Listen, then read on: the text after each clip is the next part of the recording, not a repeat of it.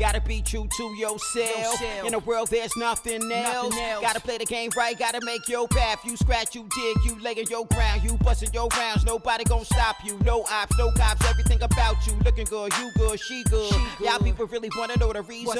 It's that ripple effect. That's just that ripple.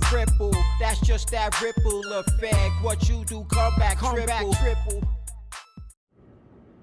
Hey, what's going on? It's your girl Kate out back in the Ripple Effect. You already know what it is, and you already know the besides.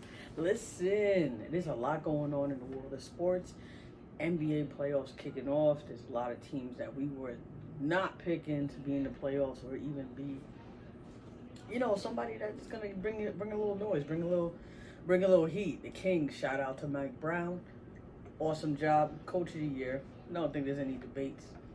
Of course, you're gonna have other candidates that are sticking out, for other reasons, but Mike Brown, he's the runaway. MVP, it's Embiid. I'm sorry. I know a lot of people are going to go back and forth with Jokic, and listen, Jokic, 2-time MVP, triple-double, what he's doing. I mean, I love how people say, like, stat stuffing like they used to say about Russ, or, if you're capable of doing that, that's crazy. Because trust me, if everybody can do that, everybody be trying to do it. Everybody can't do it. So there's a reason why we kind of look at that stat and kind of glorify it, because it's something to marvel over. It's insane. It's not easy to do. Anybody who's ever played basketball on any competitive level, even if you just outside balling, YMCA and it, whatever it is, it's not easy. And then when you start talking about the best of the best, you know what I mean? Like, you're at the pinnacle and you're playing against other people that were, all state, top 10, whatever, number one in their high school. Come on, man. Like, this is college doing their thing. Like, come on, man. Like, it's another level. We have to appreciate it. Now we got that out the way. We got to talk about Embiid scoring 52, right? We got to talk about that. We definitely have to talk about how they won. We have to talk about how close it was, right? And these are teams that are right there with the Bucks, right? These teams are right there. Man, when you're talking about the Bucks, Celtics, Philly, those teams, that's the battle right there. So when you got those teams going up against one another and you put in a 52, let's talk about it. Double-digit rebounds. It's crazy. People want to talk about how Embiid didn't play against Jokic. Honestly, it's because you guys are ridiculous. Yeah, I'm going to say it. You guys are ridiculous. It don't matter what Embiid does. You want him to play more games? I got you. Play more games. Still not good enough. You want me to not only dominate the center position, which he has for quite some time, range, he can hit you on the outside. That little mid-range game that he got going on right now, insane. But yeah, that ain't good enough. So honestly, I'm kind of glad he sat out, especially if he was injured. I'm not exactly, saying players should be sitting out, especially if it's a primetime game. I understand those TV deals. I'm just trying to say, if the man was hurt and you have a much bigger goal in mind, because I'm sure how about this? If he's the first to win a championship, there's going to be no debate. The talk just stops right there, right, with the ring. Look at Giannis. Giannis pretty much solidified himself. Nobody's really commenting, especially since he decided to stay with the Bucks. He could have tested out free agency, but he shut it down real quick. So Embiid has been trusting the process for the longest, and he's going to continue to trust that process because he understands regular season don't matter when it comes to talking about the greats and when you talk about centers, because even when we have this GOAT conversation, we talk about who's the best and who's this and who's that in their field. The number one thing we bring up is rings, right? You got to talk about impact on the game because that matters too, and impact on winning, and were you the bus driver and all that if you want to get into the Charles Barkley kind of conversation. But I just think people should just stop. Embiid the way he's won, the way he's played this year has just been impressive. Even when the whole Ben Simmons thing was going on last season, I still don't think he got enough credit. I don't think he got enough credit playing injured with the facial fracture. He was a warrior, and we still, like, there's nothing you could do. Sometimes people are gonna talk however they're gonna talk, right? They're gonna make up all these narratives. They're gonna say whatever they want. So when it's time for your time, and when you winning, right, you gotta let people know you won. And I know some people feel some type of way about that, or maybe they feel some type of way when certain people do it. But the point is, when you lose, they're gonna let you know, and they're gonna be all up in your face about it. And depending on your impact or what you have done, they may be talking about it all week, right? Front and center. So, I think Draymond Green said it best. So when you win, you let them know you win. With that being said, the whole Caitlin Clark situation, let me start off by saying this so nobody gets me wrong. I only want you to get me right. Phenomenal player. Steph Curry range. Possible potential to be Steph Curry impact on the game, on the women's game. I've never seen so many guys talk about the women's game, and I love it. I mean, everybody's talking about it. The First Lady is talking about the women's sports, referring to Iowa, and we're going to talk about LSU. I mean, I don't even watch that much college to begin with, whether it's men's or women's, but the women's college, I mean, I used to watch a little UConn or women's because I was just like,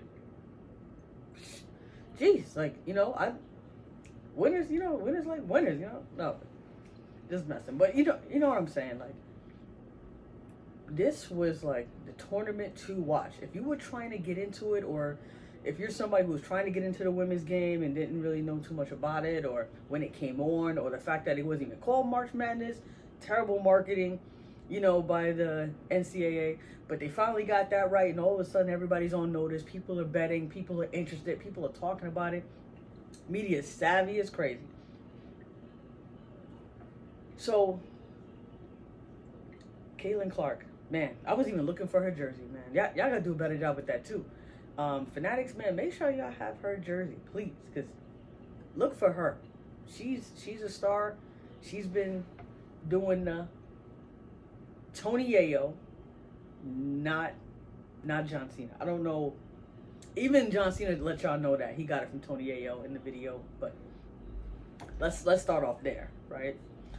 Because this is why I personally don't even come out with these episodes as fast as everybody else, because I believe sometimes the fastest people disseminate the most like reckless misinformation out there. But that's just my opinion. Sometimes it's not always the case, but I always try to, I like to do my due diligence. Let's just put it that way. That's just me. That's just me. Yeah, Caitlin Clark it's competitive, right? It's basketball. You have to know the lingo. You have to know the culture. You have to understand what it is to put in so much work, so much time and effort. To be able to do this. To be able to have somebody you're supposed to be guarding man to man, and you wave them off. Most people don't wave off, like, that's like a guard coming up with the ball, right? And the screen is coming, and you wave off the screen. No, Caitlin Clark waved off another player when she was supposed to be defending them on the 3-point line, because she knew that ain't it. Like, you ain't making that. You ain't got that. You don't have that range. That's not your shot. I'm not even gonna waste my time even acting like I'm gonna even try to guard you. And then on top of it, I'm gonna wave you off like who are you? Like, you're not even in my league. You're not even on my level. Like, why am I even going to go anywhere? I mean, had to have been more than 10 feet away. But that's basketball. Nobody had an issue. I know I didn't. I was like, oh, like, this is what we talking about. Like, because I remember when I used to play, many moons ago, everything was so, be careful, like almost like tennis rules, especially with female sports. You know how it is. It's a double standard. It is. If you've ever played or if you watch closely, you understand that it is a double standard. And it's like, you can be competitive, but you're supposed to be ladylike. You're supposed to be this. You're supposed to be that. And it's like, nah. When you're a competitor, you're a competitor, and that's just what it is. And we loved it when Caitlin Clark did it, and and also, big ups to I don't know her name. Honestly, I don't even remember the team. I'm gonna keep it real funky fresh with you. She even she took that, right? Because even though it's it's disrespect, it's it's part of the competitive nature to to kind of get into it like that when Caitlin Clark did it. But I mean, the fact that girl had the wherewithal to sit there and say, like, man, I just got disrespected, but I'm still playing within my team concept. Like, I know I ain't got that range. Like, she ain't wrong.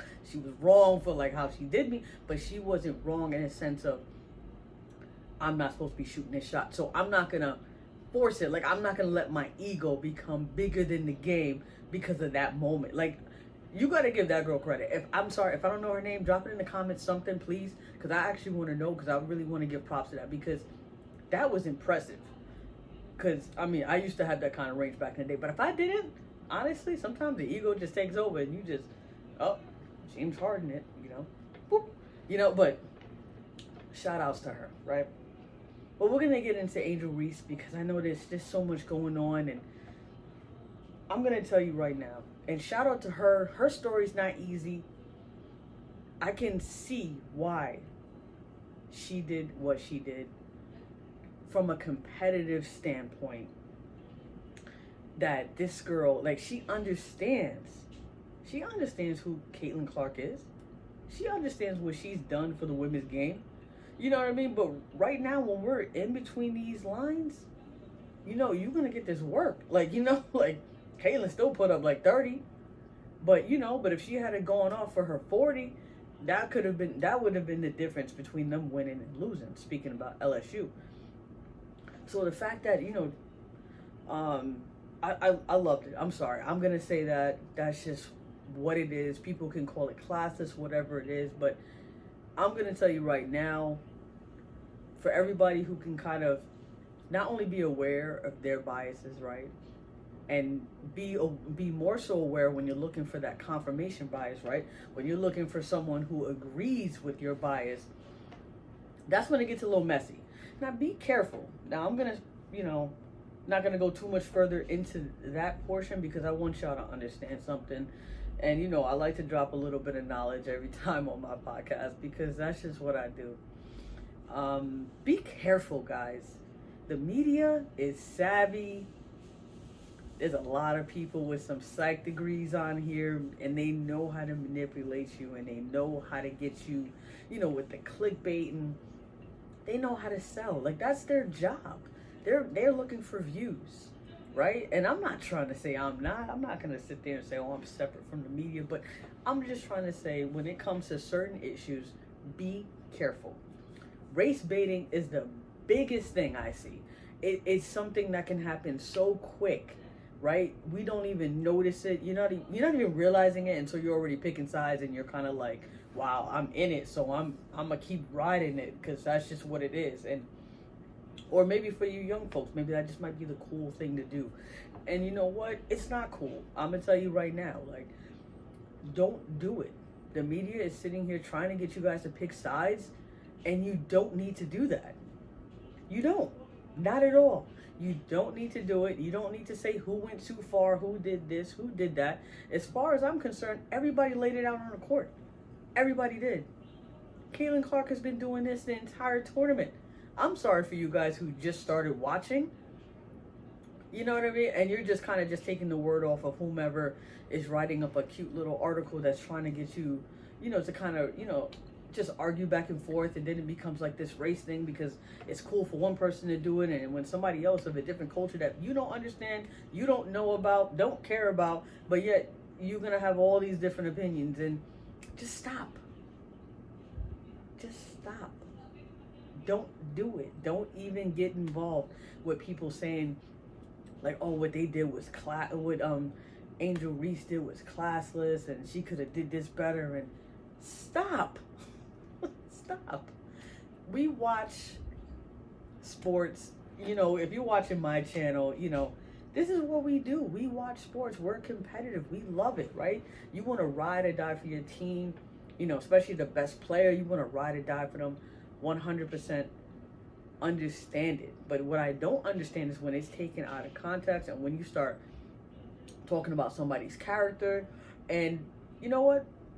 Dawn Stanley alluded to this when she was talking about her team with South Carolina. A lot of you guys are taking it too far. And you are, right? It is dangerous because we don't even know if you're doing it seriously because you actually believe this or if you're doing it for viewership. But more importantly, it's dangerous either way. And it's just senseless. There's no need to even get into that back and forth debate. And even people, they DM me and they ask me like, wait, did you think it was racism? Did you think it was this? And it's like, whoa, whoa, whoa, whoa, whoa, whoa. At the end of the day, it was a basketball game that was highly competitive. And if you watched it, I'm sure you enjoyed it just as much as I did. It was great. That's what it was. It was, when someone asked me, it was basketball. That's what it was. Professional, what are we talking about here? These are not even professional athletes. Maybe one day, right?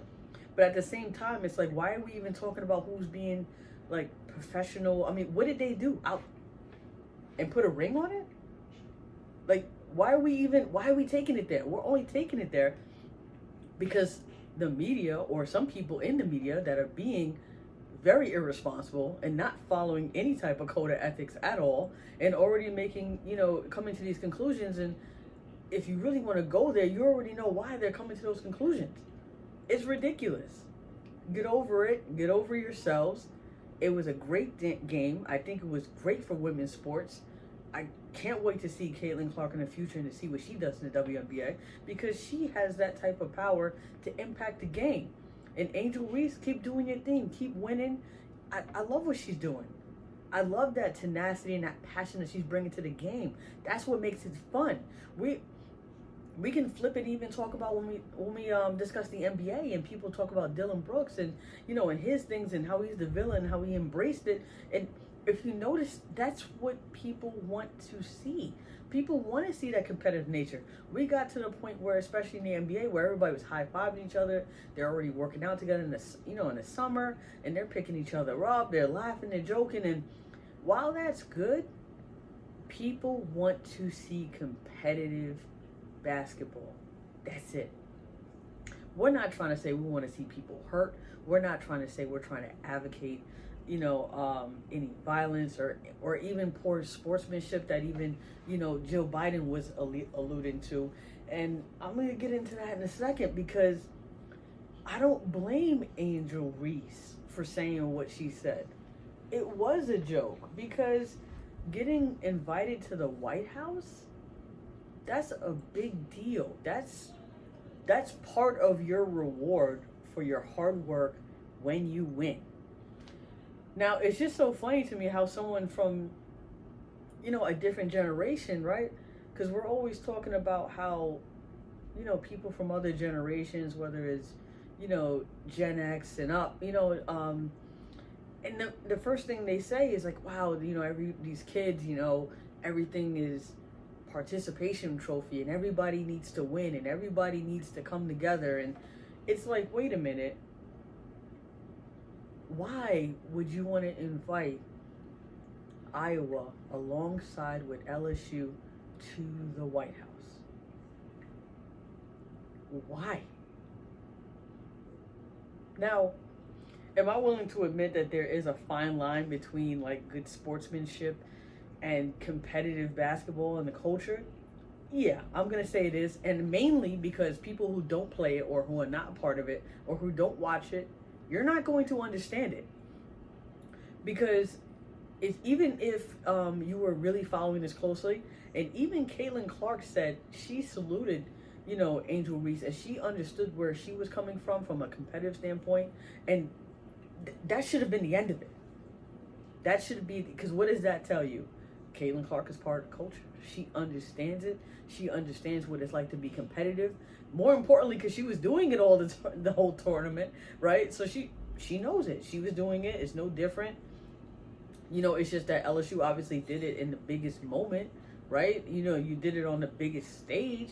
So, yeah, there's probably going to be a little bit more theatrics to it. I completely understand, especially with Angel Reese's story. She didn't have it, the same as, like, anybody else. She had to really go through it and get it through the mud, like how we would say, So yeah, that felt real participation trophy-ish when Joe Biden decided to say she wanted to invite both teams. Like, that was just kind of a slap in the face to the winners.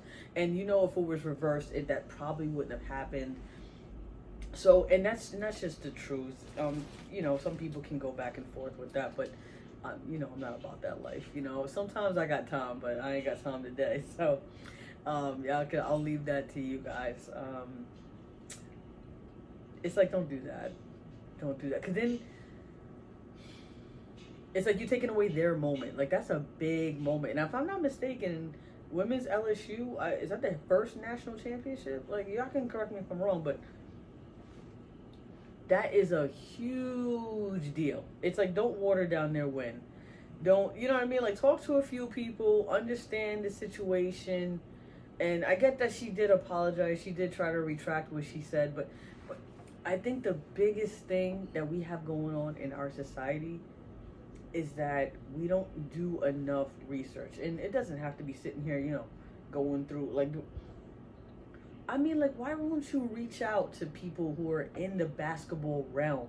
It could be reporters, it could be players, it could be, or all, right? All encompassing, so that way you're getting all these different perspectives, and you can kind of see where, Angel Reese was coming from. You can kind of see where Caitlin Clark was coming from, or the fact that she was doing it the whole tournament. Like, you know what I mean? Like, you can kind of get a feel for it and kind of understand, like, okay, this wasn't necessarily poor sportsmanship. This was just competitive basketball, and it was interesting. It was fun.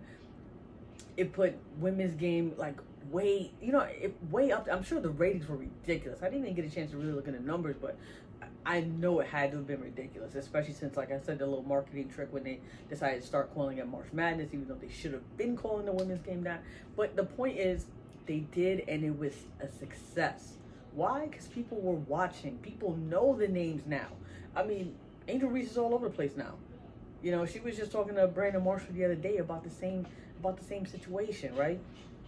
You have Caitlin Clark that's doing all these sort of things, like, and it's great, guys. This is so great for the women's game, and I couldn't be happier. And it's coming at a great time because the WNBA is gonna start soon, and people are gonna tune in, and I personally love it. When you come from, like, seeing the game, where it's not really watched, people are kind of making fun of it because they don't understand it or don't know enough about it, or whatever excuse they want to use. And just to see how it's evolved from right now, I couldn't be more proud. I couldn't be more happy, and you should do it. I mean, as a sports fan, that's something else for you to watch, right? When other things are when NBA is dying down and you still got basketball to watch, and to try to get into it and pick a team that you like, based off of either where you're from or whatever you have that affinity to, whatever it is. And it's just awesome. But let's not do that. Don't do that. Don't do what Serena Williams had to deal with, and she's the GOAT, right, of tennis. And it's ridiculous how people criticize her so much for doing what men do all the time, in tennis matches, and have to sit there. And I had to do my little research and see that, wow, coaches are not even able to tell them what to do during a match. Like, that's considered cheating. And I'm like, whoa, wow. Excuse me. But, I had to do my little research in order to kind of see where she was coming from, and where she was, what point she was trying to get across, and not that it had anything to do with the coaching thing in particular, but it was just, even the way she talks, the way she celebrates, the way, it's just and if you guys ever seen Serena Williams' father, like, go see that. Anyway, but the point is, don't do that to women's sports. It's a competitive game. It's very different. The women shoot such a high percentage. It's a different type of game. It's more of a skilled. It's something that you probably can relate to more of when it comes, because it's not. It's not gonna say that they don't dunk, because they definitely do now. Like, they definitely don't say they don't, because that means you ain't watching. You're talking from a perspective from like 30 years ago, if that. But it's a great game. I'm starting to get into it a little bit more than I did in the past, and I love it. It's something else for me to watch. Usually I'm so consumed with everything going on, especially when you're trying to understand, the NFL and the different defenses and the different coverages. Yeah, because I'm actually studying that, so that's not easy. So work with me here, and in baseball too, and that's another animal, and I'm trying to embrace that. But the point is, it's competitive. It's fun. Don't take away from the fun part of sports, which is the competitive nature of it, and the little antics and the little things that get people, all riled up, because that's what makes sports. I promise you, it does. And sports is what takes us away from our reality, our day-to-day, right? And we love it, and we spend money on it. We talk about it, and it's awesome, man. And it's like, don't do that. Don't bring our real life problems into sports. Not for I'm not gonna say for silly reasons, but just something that's not there. You know what I mean? Like, this was not it. This was competitive. Angel Reese, I salute you. Caitlin Clark, I salute you. But LSU are the champions. I hope they do get a chance to go to the White House and just reap all the benefits of what it is to be a winner, because that's the whole point. That's what we do this for. It's got to be a winner, right? We're not sitting up here about to watch the NBA playoffs about to start, and then both teams are going to be going, to the White House. Like, that will never, like, I don't, and what bothers me more, if I'm really being honest, is I don't think that would ever come up on the men's side. Like, I don't think that would be even a discussion. Like, that wouldn't have been a discussion. Like, with San Diego State and UConn. And UConn, shout out to UConn men's. I knew y'all were going to take it. I was rooting for the underdog. I was rooting for San Diego State. But shout out to UConn. But the point is, you're not inviting San Diego State to the White House. You're not. Right? And yeah, you could probably go back and forth and say, like, oh, but there wasn't that much, with the Tony Ayo. But point is, it would not come up. Trust me, no matter what happened, it wouldn't come up. So let's not. Don't be confused. Don't let the media do that to y'all. We're united, okay? I know we have issues at large, when it comes to certain topics. And trust me, I try to speak on as much as possible, but don't fall for that. This is really just more of like a double standard issue, and we're just trying to understand where and how we look at women's sports. And I'm pretty much telling you, don't look at it any differently from the men's, in terms of, it's a competitive game, it's a fun game, and trust me, when it gets like that, that's what makes it fun. And yes, there can be a fine line, because we do want to teach our youth to definitely have good sportsmanship, but at the same time, let's not get away from what makes sports so great. Y'all know, I only ask God to do one thing. Losses equals life lessons. Peace.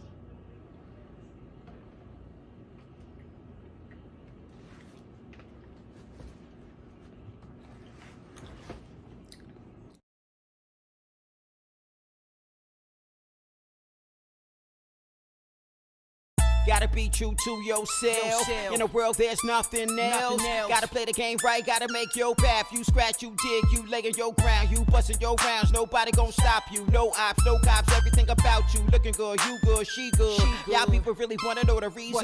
It's that ripple effect. That's just that